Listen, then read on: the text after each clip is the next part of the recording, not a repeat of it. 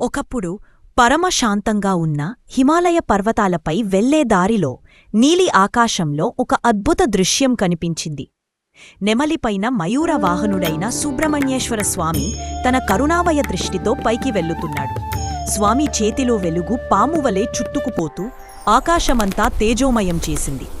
ఆయన నెమలిపై కూర్చుని గాలి చీల్చుతూ హిమాలయ శిఖరాలపైకి వెళ్ళిపోతూ ప్రతి అడుగులో పుణ్యాన్ని ప్రసరిస్తున్నాడు. హిమాలయాలలోని శివుని ధ్యానానికి వెళ్తూ అందరికీ సంతోషమివ్వాలని ఆశించాడు.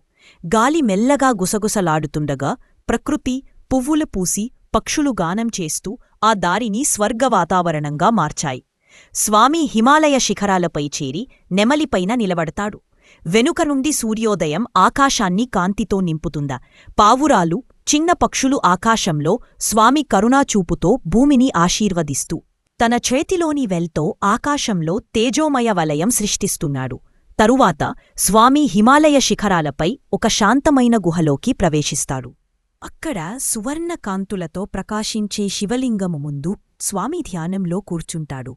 ఆకాశంలో తారలు మెరుస్తుంటాయి. చుట్టూ ఒక దివ్య వాతావరణం ఏర్పడుతుంది. భక్తులు క్షమ, ప్రేమ, విజయాన్ని కోరుతూ స్వామిని మనసారా పిలుస్తారు.